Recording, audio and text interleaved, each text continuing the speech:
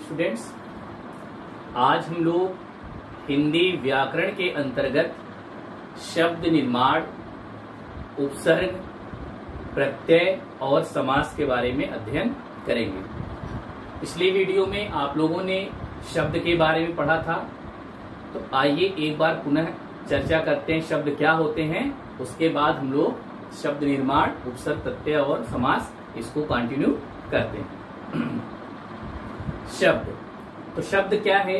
तो वर्णों के व्यवस्थित समूह को हम शब्द कहते हैं। वर्णों के व्यवस्थित समूह को शब्द कहते हैं। जैसे क, म और ल, कमल, तो एक शब्द बन गया। यानी ऐसा शब्द जिनका जो व्यवस्थित भी हो और उनका कुछ न कुछ अर्थ भी निकलना चाहिए। यानी वर्णों के व्यवस्थित एवं सार्थक समूह को हम शब्द कहते हैं। आज हम लोग शब्द रचना, उपसर्ग, प्रत्यय और समास इसका अध्ययन करेंगे। तो सबसे पहले हम जानते हैं कि रचना की दृष्टि से शब्द कितने प्रकार के हैं। तो रचना की दृष्टि से शब्दों को दो वर्गों में बांटा गया है। पहला है मूल शब्द और दूसरा है व्युत्पन्न शब्द। अब बात करते हैं मूल शब्द की। क्या? तो मूल शब्द वे शब्द होते हैं जो बिना किसी उपसर्ग या प्रत्यय के बने होते हैं। और इसके साथ साथ जब इसे दो भागों में बांटा जाता है तो इसका कोई भी अर्थ भी नहीं निकलता है। तो ऐसे शब्द जो बिना उपसर्ग और प्रत्यय के होते हैं उन्हें मूल शब्द कहते हैं। अब बात करते हैं व्युत्पन्न शब्द की। यहाँ पे मूल शब्द भी देखिएगा। जैसे हम बोल सकते हैं एक, तो एक जो है क्या है? यह मूल शब्द है। अब इसमें कोई भी उपसर्ग या कोई भी प्रत्यय नहीं लगा है। अब इसको अगर हम अलग करते हैं, जैसे देखिए ए और यहाँ क, तो इसका कोई भी अर्थ भी नहीं निकलता है। तो यह क्या है? मूल शब्द है। बात करते हैं व्युत्पन्न शब्द की। तो व्युत्पन्न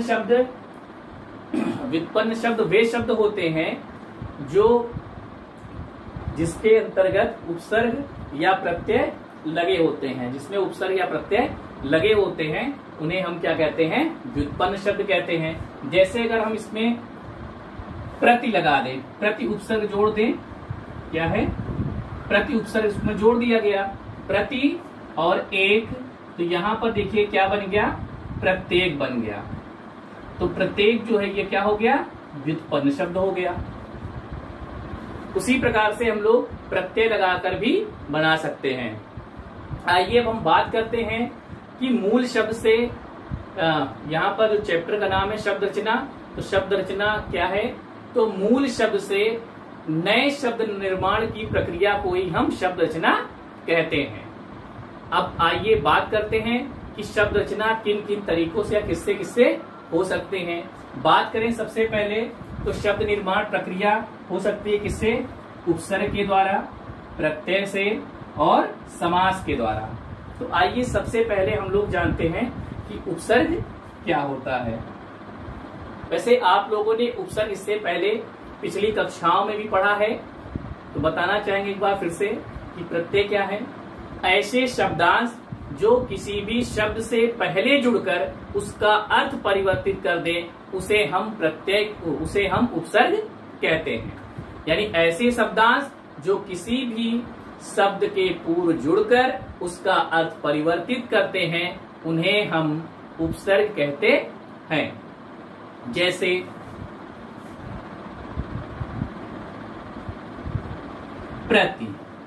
प्रति क्या है? उपसर्ग है। और यहां पर हमने मूल शब्द अगर कोई जोड़ दिया, जैसे मान लीजिए दिन जोड़ दिया, तो एक जो नया शब्द बनता है वह बन जाएगा प्रतिदिन। तो ये यहाँ पे क्या हुआ कि ये मूल दिन क्या है? मूल शब्द है, प्रति उपसर्ग है। तो ऐसे शब्दांश जो किसी भी मूल शब्द से पहले जुड़ रहा है, यहाँ देखिए पहले जुड़ रहा है, और जब दोनों जुड़ जाते हैं तो अर्थ में भी परिवर्तन हो जाता है, तो इसे हम क्या कहेंगे? उपसर्ग कहते हैं। तो उपसर्ग हर एक भाषाओं में उपसर्ग होते हैं, जैसे हिंदी के अलग उपसर्ग होंगे, संस्कृत के कुछ उपसर्ग होते हैं, अंग्रेजी के हैं, फारसी के हैं, अरबी के हैं, इस तरह से अलग अलग उपसर्ग होते हैं। आपकी बुक में यह सारे उपसर्ग दिए हुए हैं, तो आप लोग इन उपसर्गों से कम 5-5 शब्द, प्रत्येक उपसर्ग से 5-5 शब्दों का निर्माण करेंगे। अब हम बात करते हैं प्रत्यय की। प्रत्यय, तो प्रत्यय क्या है? ऐसे शब्दांश जो किसी भी शब्द के अंत में जुड़कर यानी बाद में जुड़कर उसका अर्थ परिवर्तित कर दें, उन्हें हम प्रत्यय कहते हैं। जैसे ता प्रत्यय है, आवट प्रत्यय है। तो यहां पर देखिए ता और आवट प्रत्यय, ता प्रत्यय से आप बना सकते हैं, जैसे मूर्ख, अभी क्या है, मूर्ख मूल शब्द है और इसमें हमने ता प्रत्यय जोड़ दिया और जो नया शब्द बन जाता है वह बन जाएगा मूर्खता। उसी प्रकार से यहां पर देखिए आवट प्रत्यय में अगर हम जोड़ देते हैं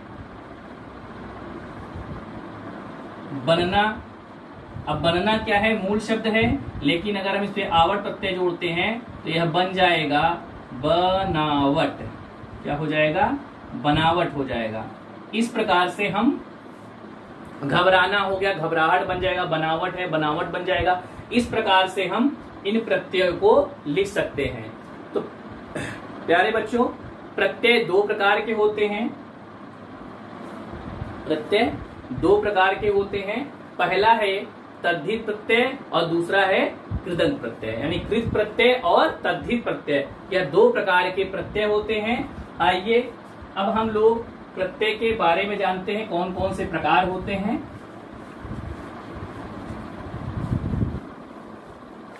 कृत प्रत्यय और दूसरा जो है वह तद्धित प्रत्यय है, उसको समझिए पहले।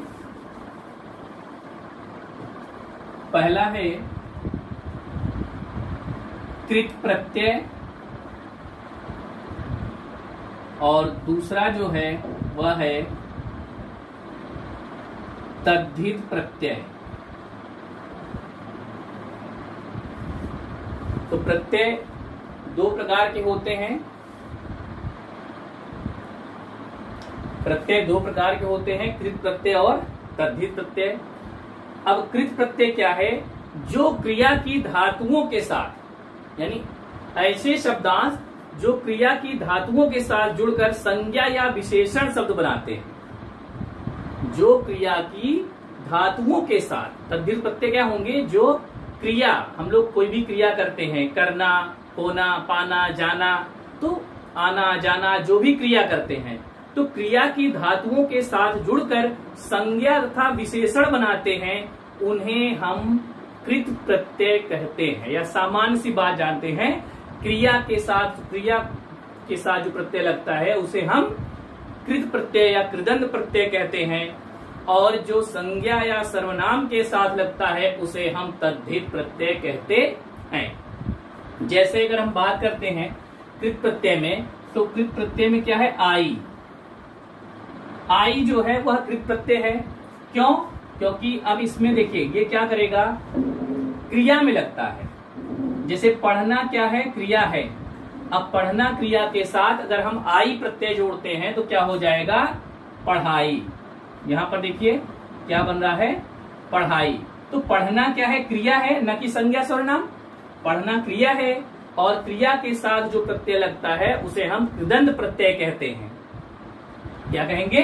कृदंत या कृत प्रत्यय कहते हैं। और दूसरा जो होता है तद्धित प्रत्यय, ऐसे प्रत्यय जो संज्ञा या सर्वनाम के साथ जुड़कर भाववाचक संज्ञा विशेषण या क्रिया विशेषण आदि का निर्माण करते हैं, उसे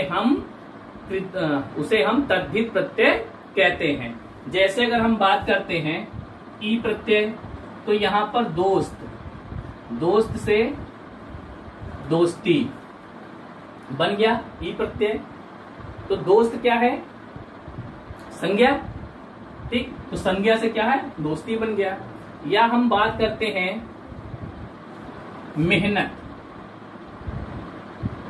है, उसमें ई प्रत्यय अगर जोड़ते हैं तो क्या बन जाता है, मेहनती।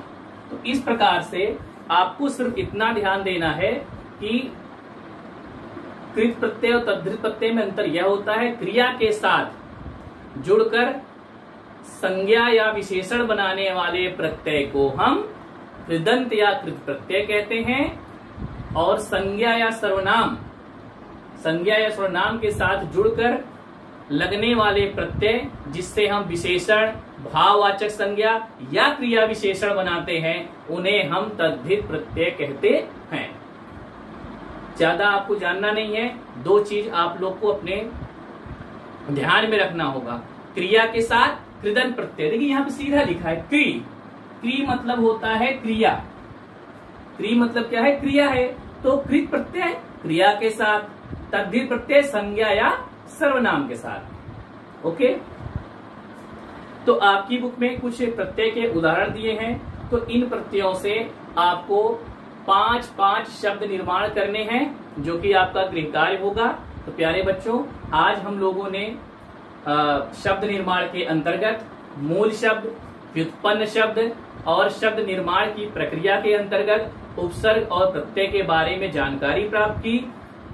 अगले वीडियो में हम लोग जो इसका लास्ट पार्ट है, जो समास है, हम लोग समास के बारे में अध्ययन करेंगे। तो आपका जो गृह कार्य होगा वह होगा कि आप लोग आपकी बुक में जो भी उपसर्ग दिए हैं, तो प्रत्येक उपसर्ग में से 5 आपको प्रत्येक 5 शब्द निर्माण करने हैं, और कृत प्रत्यय और तद्धित प्रत्यय से भी आप लोग को 5 शब्द निर्माण करना है। धन्यवाद।